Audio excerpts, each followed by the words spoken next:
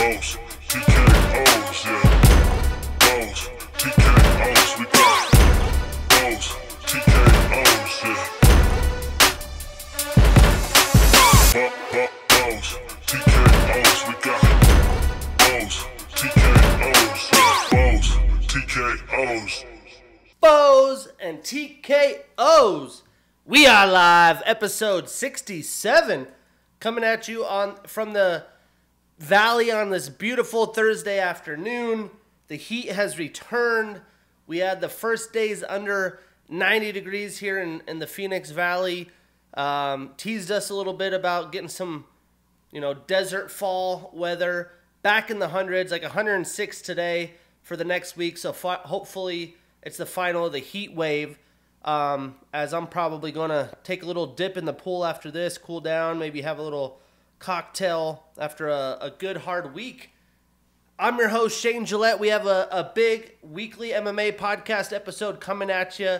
Again, Bows and TKOs streaming anywhere you get your podcasts or videos on YouTube.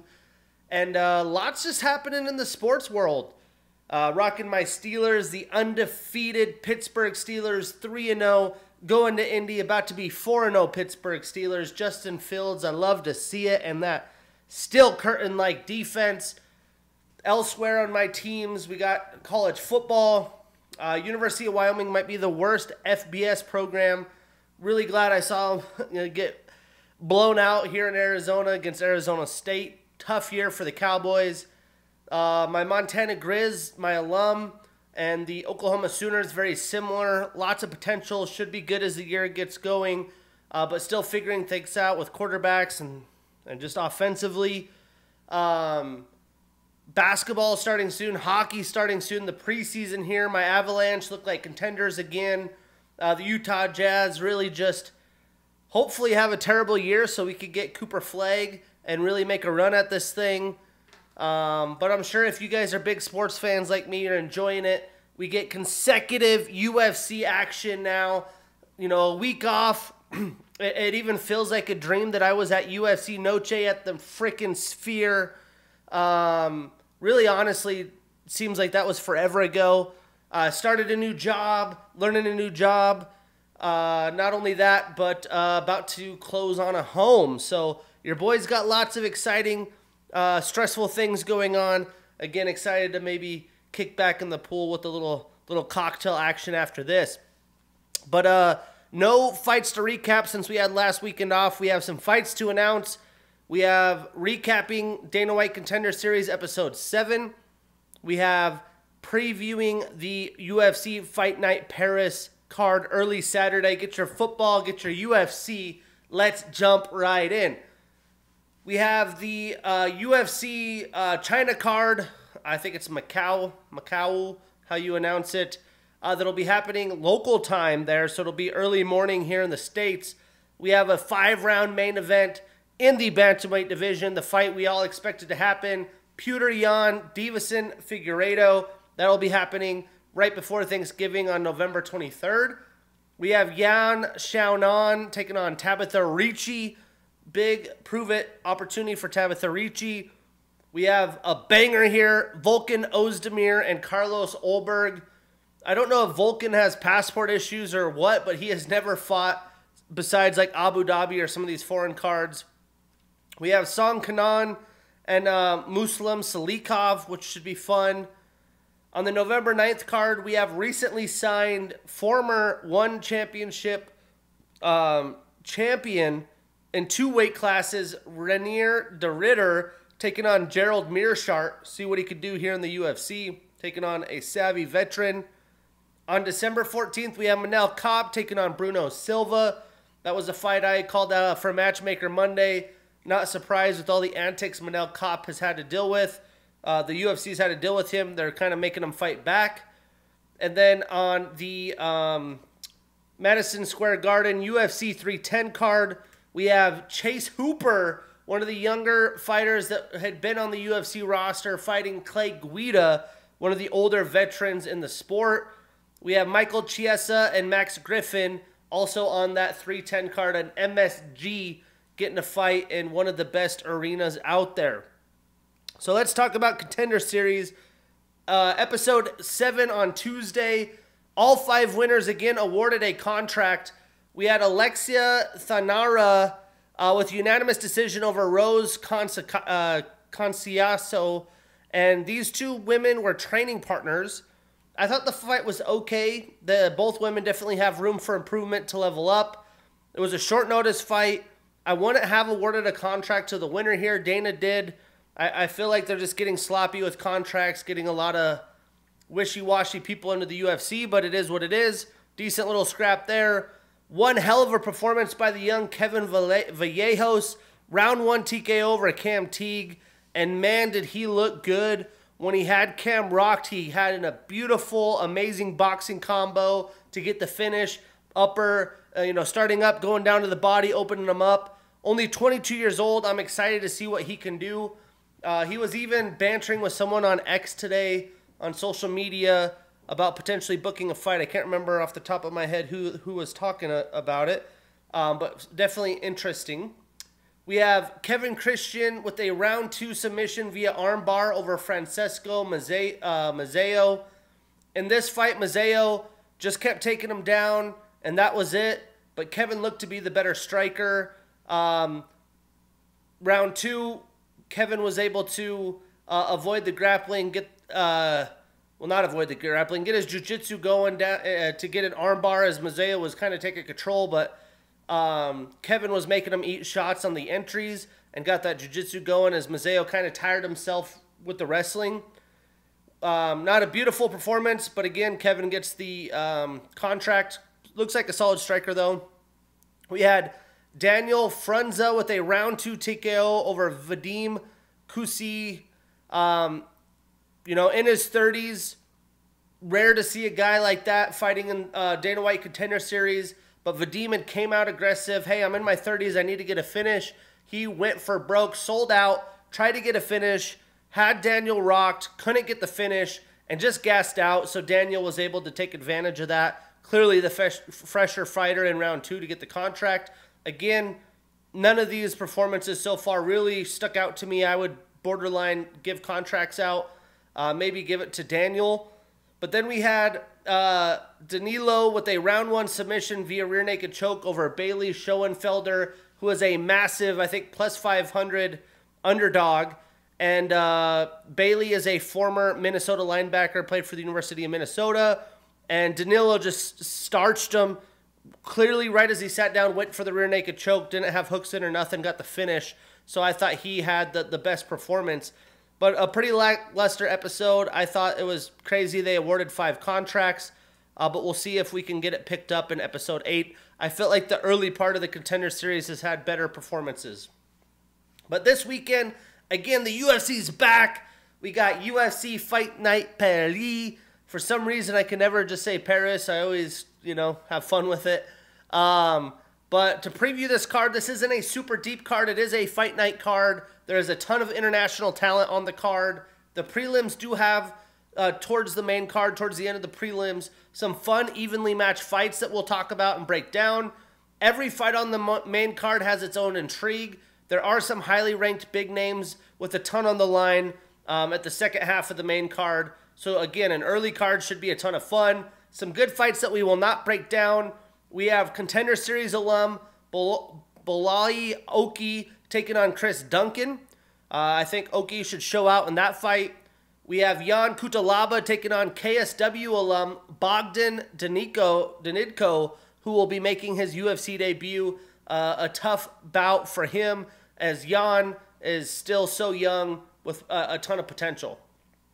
But let's kick this sucker off. In the prelims, we have a local French fighter, Taylor Double Impact Lapalus, 32 years old with a 20-4 record, taking on Vince Vendetta Morales, who is 33 years old with an 11-7 record. Now, this is a short notice fill-in fight. Taylor was actually supposed to fight Felipe Lima, but he is getting Vince Morales, who just fought here in Chandler, Arizona for the UFL Championship. He won the title over 4-time Montana State wrestler, a guy that I love to root for, Hunter Azure, and he did it by wearing on him throughout 15 minutes and somehow locking in a beautiful Peruvian necktie at the very end of the fight to get the submission victory. And with Vince, I remember the name, pretty common name. You could maybe mix him up with another Vince Morales. But I somewhat remember him from his initial UFC stint. He has since been released from the UFC and has fought outside of the promotion. But the only reason I even am thinking about him or breaking this fight down is because I just watched that Hunter Azure fight. He was really scrappy in that fight. In this fight, we're getting two dudes in their primes. Taylor has been solid in the UFC thus far, so should be a fun one. Breaking it down, Taylor has two stints in the UFC.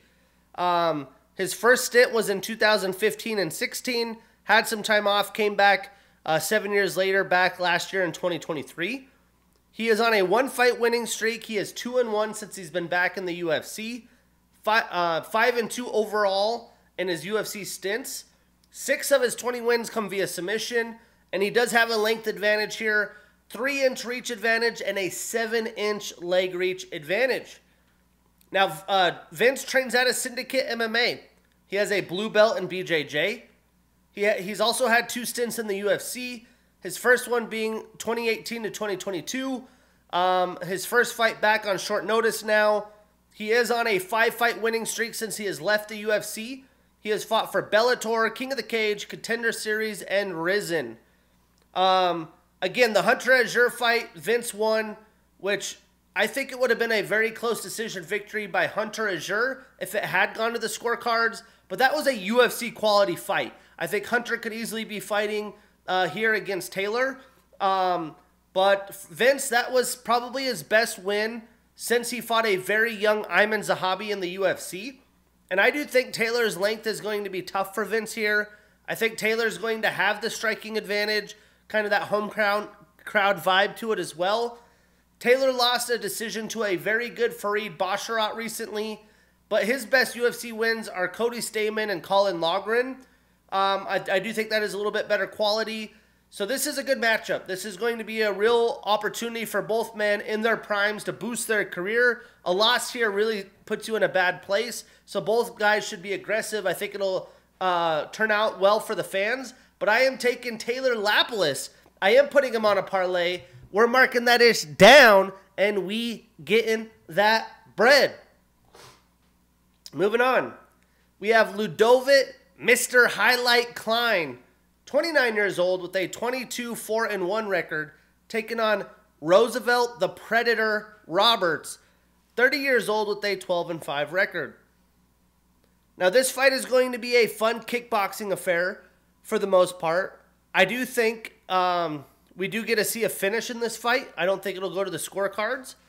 But breaking it down, Ludovic is a southpaw fighter. He's on a 5-fight winning streak. He had a draw in between as well.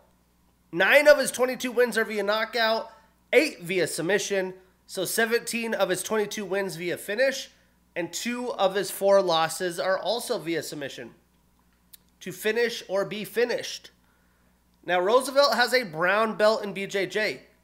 He's a King of the Cage, Bellator, Contender Series, Eagle FC, and Ultimate Fighter alum. This is his second UFC stint. He had been through the Ultimate Fighter. He didn't earn a contract from that, but only was out for 2 fights for the 2 years that he was out of the UFC. He fought 1 fight a year, but apparently had done enough to keep staying with the UFC. He's on a 1-fight losing streak, 1-1 since 2022. His overall UFC record with the 2 stints, he's 5-4-1. 5 of his 12 wins have come via submission, 4 via knockout, so 9 of his 12 wins via finish, and 2 of his 4 losses via submission. So he likes to finish or be finished. That should make for a great fight. 2 guys with a lot on the line, both just scratching the surface of their primes. I just think this fight's going to be violent as long as it's standing. I'm not sure what Roosevelt's path to victory will be, but I know he's game. He's not afraid to make it a brawl. Roosevelt's really good everywhere, but I don't think he's great anywhere. I think Klein is full of confidence right now. He does have some serious power, and he had a really good win over Ignacio Bahamondes and Thiago Moises. For that reason, I'm taking Mr. Highlight.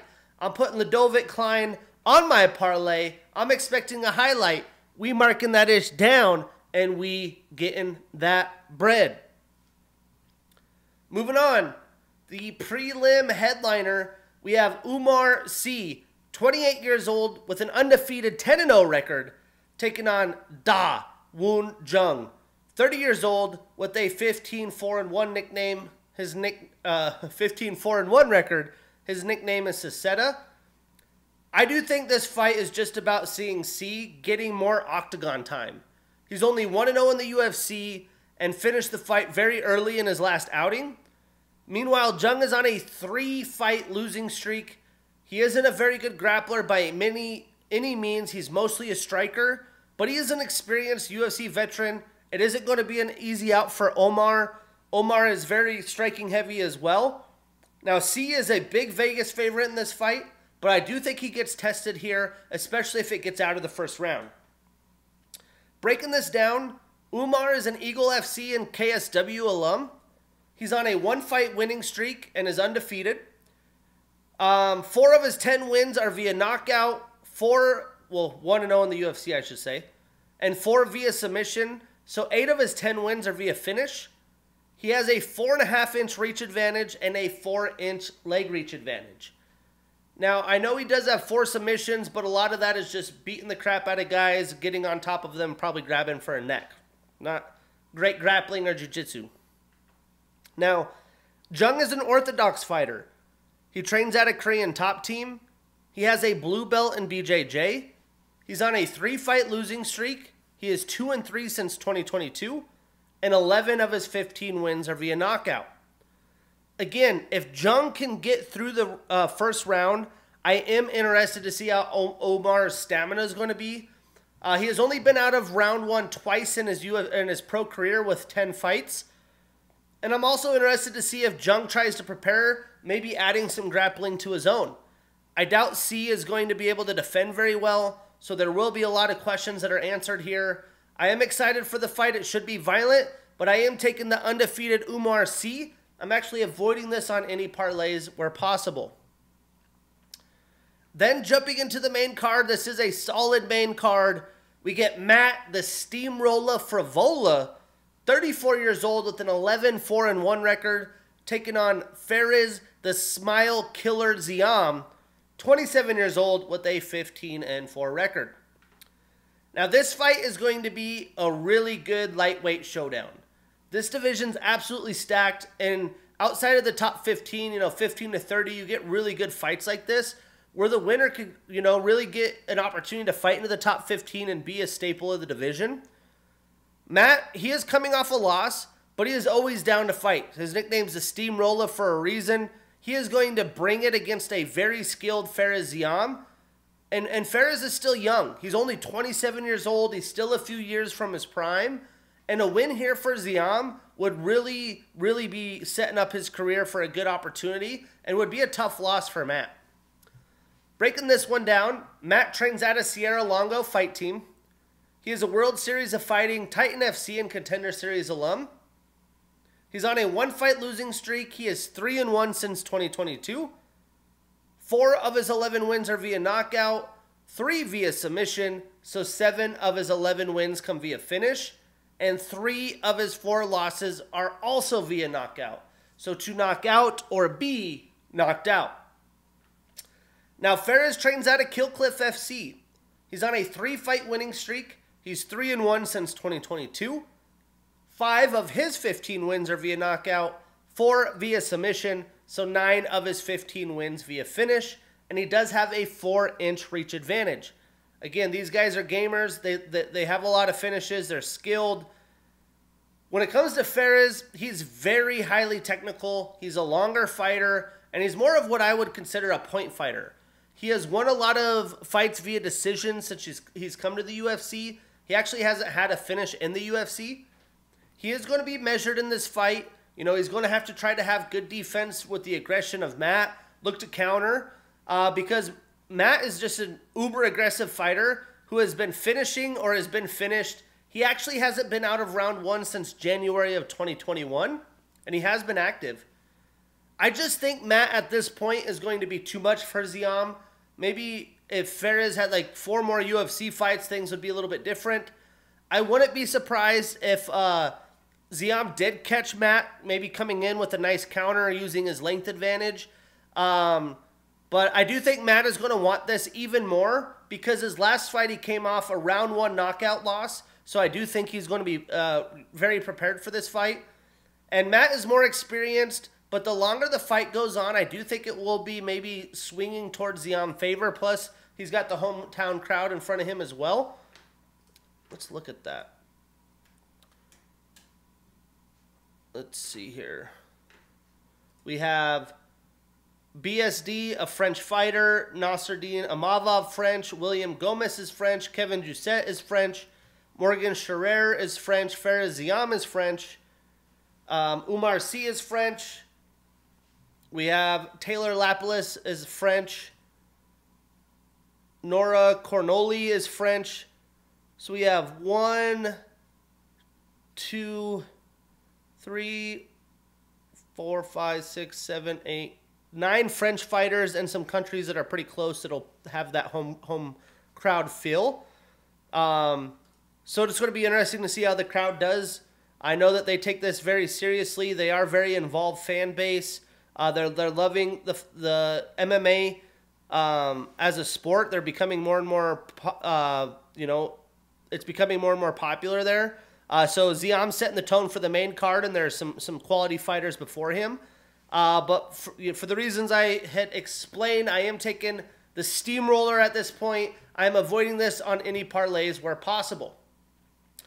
Kicking it off, we have the French fighter Morgan, the Last Pirate Scherer, 28 years old with a 19-10 record, 19-10-1 record, taking on Gabriel Fly Miranda, 34 years old with a 17-6 record. Now, I've really liked what I've seen from Morgan this far in his young UFC career. I did think he actually won his last fight against Chepi Mariscal, which was a very close split decision. And Gabriel, he is coming off a nice win, but neither fighter has been super active. You know, Gabriel is at the edge of his prime window. I consider 30 to 35. So his time is now. A lot is on the line for him. He's in enemy territory. If he wants to save his UFC career, he really has to find a way to get the job done. Now, Morgan, he's a Cage Warriors alum. He's on a 1-fight losing streak, 1-1 in the UFC. So a lot's on the line for him as well, although he's, before his prime window. But he has had a lot of fights, so maybe his prime's now. 11 of his 19 wins are via knockout. 5 of his 9 losses are also via knockout. So to knock out or be knocked out. I do think this fight is going to be more of a Clash of Styles showdown. Morgan will have the striking advantage, but Gabriel's going to have the grappling and BJJ advantage. Again, Morgan isn't even in his prime yet. He does have a ton of fighting experience for his age, though. And Gabriel is 6 years older, but I don't think, in his fights, he's fought the level of talent that Morgan has.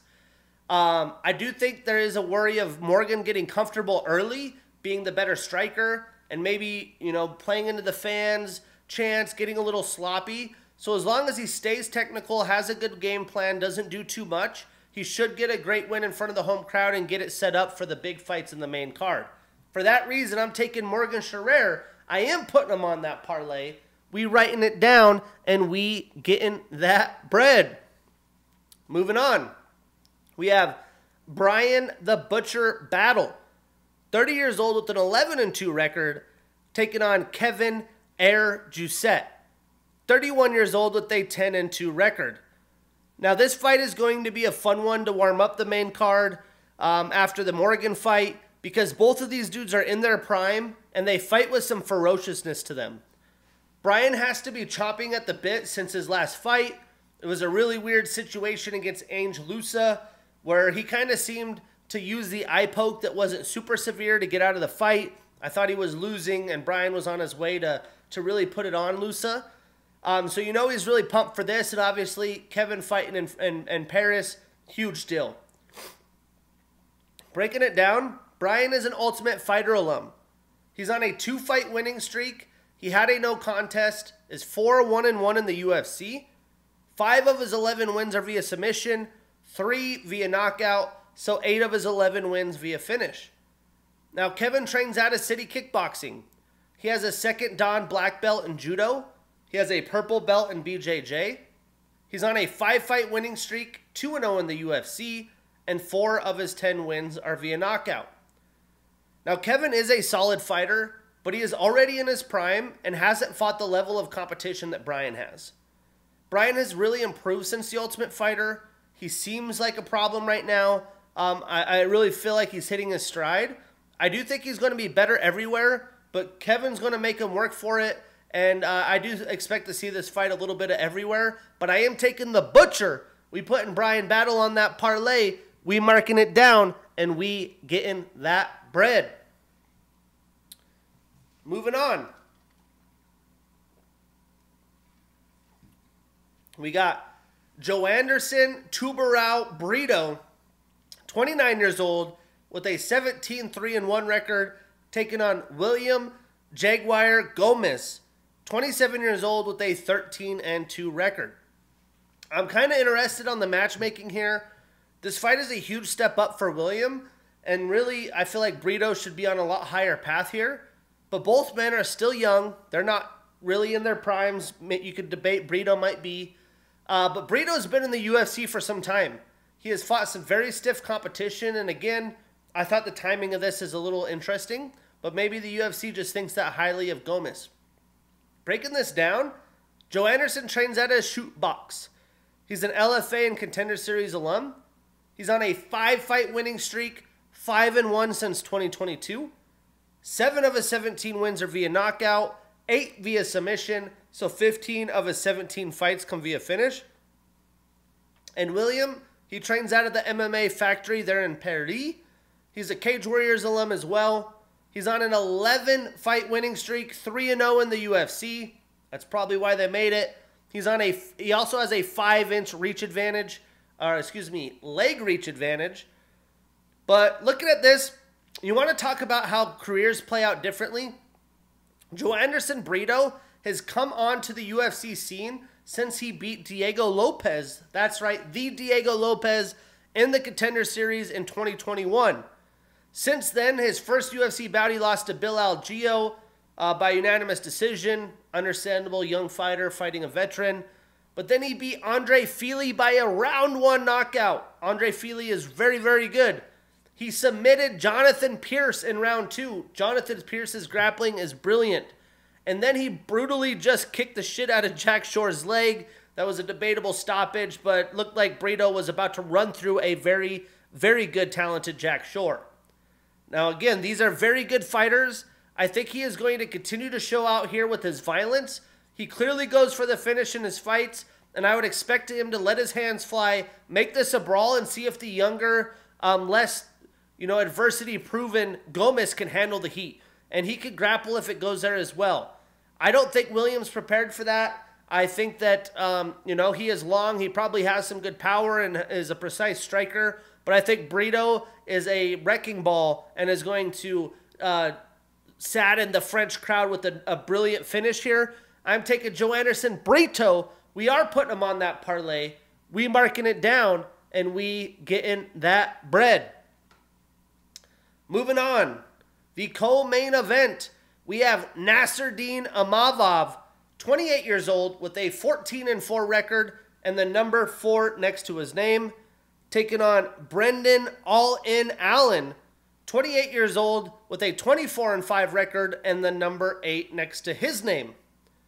Now, this is really a major fight that has a ton of implications in the middleweight division. Both men, same age at 28 years old, really identical in size, and they have been showcasing to the UFC what they are capable of and who they are before they hit their primes. Both men have different styles. Allen is more of a grappler. He's improved his striking, has a good clinch game, and Nasruddin is a violent kickboxer, decent clinch game as well, and he's improving his grappling defense. Now, breaking this one down, Nasruddin is an orthodox fighter. He also trains out of the MMA factory. He's on a 2-fight winning streak. He is 3-1-1 since 2022. 6 of his 14 wins are via knockout, 4 via submission, so 10 of his 14 wins come via finish. And Brendan trains out of Killcliff FC.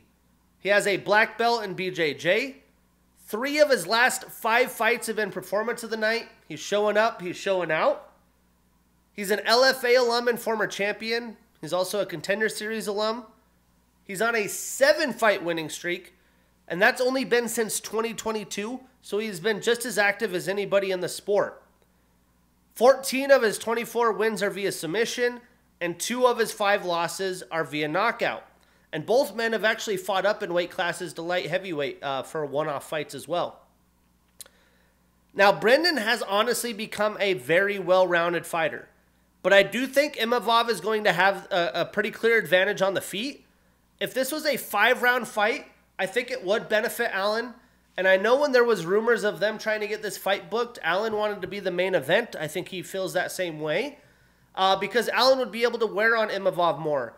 But I do think Imavov is going to be able to defend the takedowns well enough early to not spend the majority of the 15 minutes of the 3-round fight on his back and keep it on his feet, where he could unleash his offense and not have to deal with fighting off his back with Allen's great top control.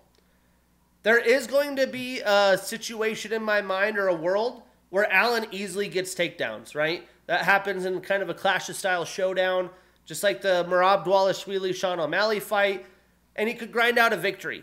I'm not betting on that, though. Nasruddin hasn't fought a grappler the level that Allen is, but I think it's good enough, and I think his striking's that good, and I think the French crowd is going to go absolutely in bonkers after this one. I'm taking Nasruddin Imavov, but I am not putting him on any parlays where possible. I'm absolutely stoked for this fight. This has the future of the division written all over it. What an awesome time. 2 guys at the best of their game going for a title. You don't always see that happen. You love to see it. And you want to talk about the French crowd going chaotic. You know, William may take the loss. We'll see. I have Kevin Jousset taking the loss. But after Nasruddin winning, they have their guy, and Benoit, God of War, Saint-Denis, 28 years old with a 13-2 record and the number 12 next to his name, taking on Renato Money Moicano, 35 years old with a 19-5-1 record and the number 11 next to his name. I will be honest with you, BSD is an absolute savage. Just knowing, you know, Special Forces guy and his story, this guy is an absolute unit and is going to be a champion one day. I got the pleasure to see him fight Dustin the Diamond Poirier in Miami for UFC 299. One of the coolest things ever, and seeing Dustin be able to pull that fight off, because this guy, as he gets older and gets to his prime window, is going to be an absolute killer. But for this fight, I don't want to be rude here and hate on Renato, but you have to credit what Money Moicano has done on his run. But BSD is going to run through this man early. BSD is a savage. I think he is going to run through a lot of this lightweight division. But again, he ran into a very good veteran Dustin Poirier. BSD isn't even in his prime window, is in the deep end of one of the deeper divisions in the UFC. I can't wait for this fight. Breaking it down, Benoit has a brown belt in BJJ, a black belt in judo. He was the 2024 Breakthrough Fighter of the Year. 4 of his 6 fights in the lightweight division have been Fight of the Night or Performance of the Night. He's a Brave alum. He's on a 1-fight losing streak, but is 5-2 in the UFC. He lost his debut. 9 of his 13 wins are via submission, 4 via knockout, so all 13 of his wins via finish. He has the highest striking differential in UFC lightweight division history at 3.34. He's the first French fighter to compete and win on a UFC card in France and be ranked in the lightweight division. Now, Renato trains out of ATT. He has a black belt in BJJ and Muay Thai. Again, he's very skilled. You don't want to discredit him, but the fight starts on the feet, and that's a real problem here. He's a Jungle Fight alum and former interim champion. He's on a 3-fight winning streak. He is 4-1 since 2022, and 10 of his 19 wins are via submission. Now again, BSD is a former Special Forces soldier. He has really good grappling. He hits like a Mack truck for the division, and he is just relentless. He goes for the kill. He is willing to put his body on the line, and unless he gets sloppy and lets Moicano get his back somehow, I don't think he has a chance in this fight. So I am taking the God of War. I'm taking Benoit Saint-Denis. We putting him on that parlay. We marking that ish down, and we getting that bread. I hope he backs it up because I am very, very high on BSD. And that would set us up for the French fighters going 1-0, 2-0, 2-1, 2-2, 3-2, 3-3, right? Let's see. Sorry. 1, 2, 3, and 3. We'll have them going 4-3, 5-3, 5-4. So I have them going about even. We'll see if they could do better with the home crowd advantage.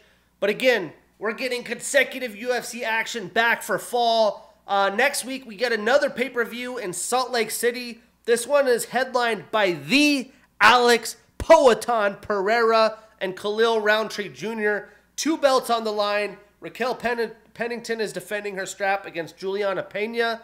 We have Kayla Harrison, Jose Aldo, Stephen Wonderboy Thompson, and so many more. A very solid card overall. I can't wait to break that down with you guys next week. But this was episode 67. Thanks for tuning in. Be a friend. Spread the word. I'm your host, Shane Gillette. See you next week.